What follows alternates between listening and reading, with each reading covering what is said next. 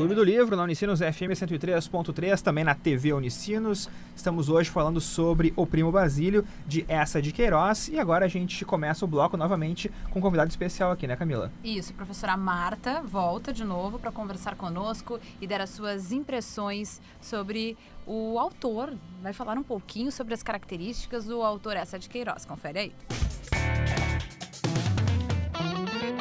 Eça de Queiroz é um autor bastante significativo no contexto da literatura portuguesa na segunda metade do século XIX, né? Ele se enquadra, digamos, numa estética que foi muito relevante naquele período, que todo mundo conhece como realismo, né? O que foi esse realismo?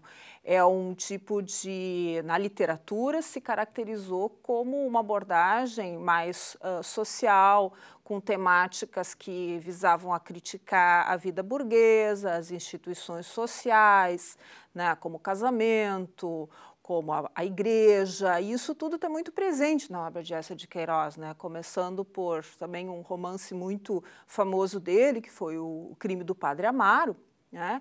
Quando ele criticou a instituição da igreja e a vida rural, a sociedade rural. Quando ele escreve o Primo Basílio, depois de O Crime do Padre Amaro, ele já se volta mais à vida urbana, né?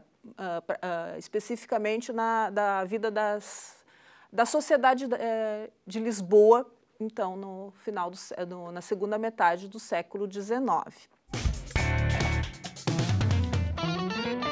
Esse é o Clube do Livro, na TV Unicinos, também na Unicinos FM. A professora falou então ali sobre esse cenário urbano, né, que o Eça de Queiroz traz nesse livro. E os personagens, claro, né, agora a gente fala um pouco mais sobre os personagens aqui no clube, eles também estão naquele ambiente ali, então são figuras que, Basílio no caso, é um sujeito mais cosmopolita, digamos assim, e encontra ali uma Lisboa meio que parada no tempo, parece, pelo que ele fala, né, para as pessoas, né? Como ele despreza e ironiza, né, a vida A crítica do autor, né, também é feita por meio desse personagem, né? Porque as falas dele sobre a cidade... Sim. Exatamente. E tu olha, por exemplo, eu, quando comecei a ler o livro Primo Basílio, imaginei que o Primo Basílio seria um cara bacana, né? Sei lá, não conhecia muito da história, sabia que era adultério e tal, mas... Mal sabia fui você, lendo, Rodrigo. poxa, que sujeito asqueroso. Ele tipo, é bem asqueroso, né? É asqueroso, escamoso, essa é a assim, palavra.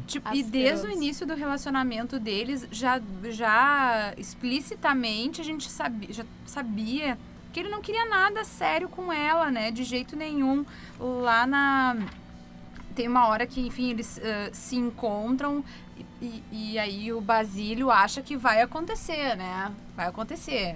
Não aconteceu, mas ele acha que vai acontecer ali. Enfim, um laço entre os dois ali. E de última hora a Luísa desiste, né? Tá pra trás. E aí ele vai até, acho que é um motel, que tem aquele amigo Reinaldo dele, eu acho que é um motel, né? E aí, Hotel Central. Hotel Central, é. E aí, então, o amigo dele questiona, mas essa tua prima, e algo do tipo, essa tua prima aí tá difícil, né? Tá complicado, né? Aí, né? E ali o Basílio já dá pistas de que ela era só um passatempo, né? Eu vou com paciência, porque enquanto eu estiver por aqui, em Lisboa... Né, eu vou ficar com essa minha prima aí, mas é só por um tempinho, né? Ainda que tu pudesse pensar, talvez, que ele tá só desdenhando porque é um amigo dele, talvez ele goste da mulher mesmo, mas depois a gente acaba vendo que não... No início até que engana, assim, logo que ele chega, pelo romantismo, assim, que ele tenta mostrar pra conquistar ela, mas depois de um tempo fica nítido, assim, que era um passatempo, que ele encarava como um passatempo. Mas o bacana dos personagens do livro é que nenhum deles é um herói, assim, uma figura totalmente boa. Talvez o Sebastião seja mais próximo disso. Na verdade, eu ia colocar isso antes, quando a gente falou de Sebastião, ele me parece um contraponto da fraqueza ou baixeza moral dos demais personagens, assim, que são bem caricatos, na verdade, né? Eu acho que o Basílio, principalmente, mas os demais ali que a gente já citou alguns, eu acho que talvez o Sebastião faça esse contraponto, sabe? Seria o personagem, o mocinho da história. O próprio Jorge, né? O próprio Jorge que seria, digamos, o sujeito traído, né? Mas o Sebastião chega com cartas pra mostrar pra Luísa e a Luísa vai ler uma carta e é o Jorge falando das mulheres que estavam lá. Que ele tá despertando a atenção bem das lembrado. mulheres, né? Pois é, o Sebastião, ele é um cara, assim, de muita virtude, assim, né? Então ele era um amigo de infância do Jorge, os dois andavam juntos, viviam juntos até o momento, passaram sua mocidade juntos até o momento que a Luísa aparece na vida do Jorge, né?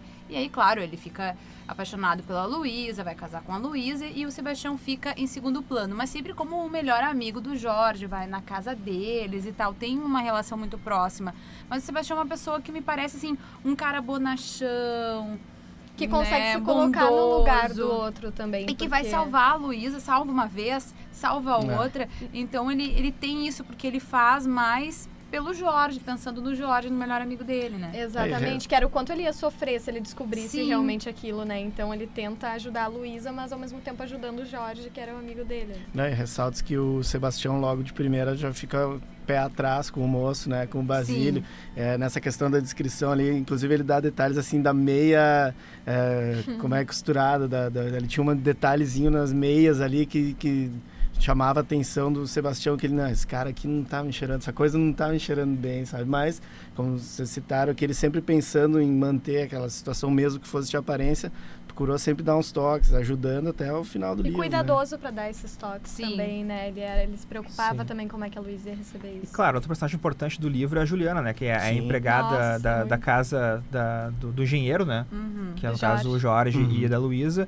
E eu achei muito interessante a forma como o West de Queiroz construiu a personagem da Juliana, porque ela começa com uma figura que a Luísa detesta na casa, mas o Jorge, ele defende muito a Juliana, por quê? Porque a Juliana, quando cuidou da tia dele, ela foi muito solícita, foi uma pessoa muito boa, foi um anjo para a tia. Mas por que ela foi um anjo? Exato, e esse é interessante da construção, porque tu fica imaginando, tá, mas por que essa figura que foi tão boa pra tia virou essa pessoa na casa da Luísa? E daí, quando a história começa a focar na Juliana, tu descobre o porquê. Porque a Juliana, ela queria, na verdade, ganhar um conto de réis da tia, porque ela imaginava que, bom, a tia tá doente, ela vai cuidar muito bem dela e no final ela vai ganhar uma recompensa. E a recompensa não vem.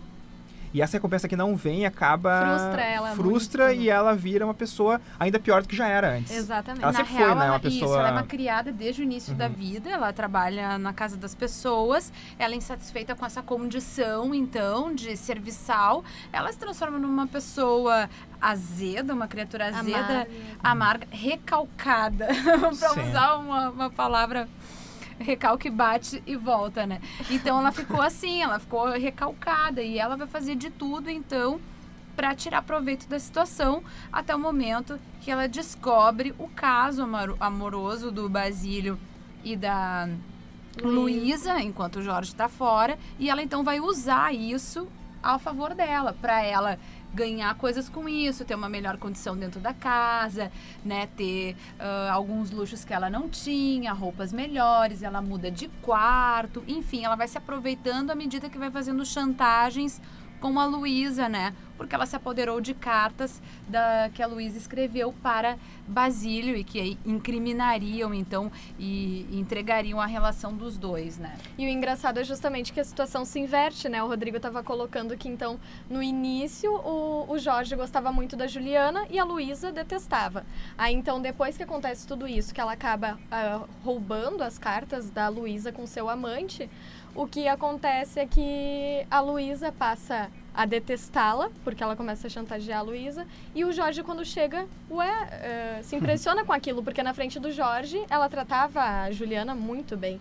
Então, a situação se inverte, o Jorge passa a estranhar a Juliana. Isso, e ele detestar, fica né? irritadíssimo com a Juliana, porque ele tá vendo que a situação não tem alguma coisa errada, afinal de contas, a Juliana tem todas essas boas condições, ele vê que a Luísa começa a proteger, digamos assim, a Juliana, e ele começa a perceber que a Juliana tá recebendo uns luxos muito estranhos. Mas é uma pop de Cristo, Isso. ela não tem, ela tá doente. Eu mandei ela pra modista quando ela vai, quando ela Isso. sai pros passeios E dela. aí a Luísa começa a fazer trabalhos domésticos, Exatamente. porque a Juliana, né, começa a chantagear ela com isso, e até um dia que o Jorge chega e pega essas situações, várias situações na A realidade. Luísa passando uma roupa, a Luísa engomando.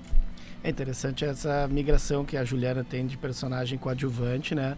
Para depois uma peça central, uma Isso. peça-chave na segunda metade. Eu fico com muita raiva das terceiro chantagens terço que do ela livro, enfim. faz. Sim, claro, é aquilo que a gente estava Ele consegue antes. isso, né? O escritor consegue provocar na gente Emoções. essa Exatamente. raiva, né? Como é que pode essa criatura, mesquinha, né?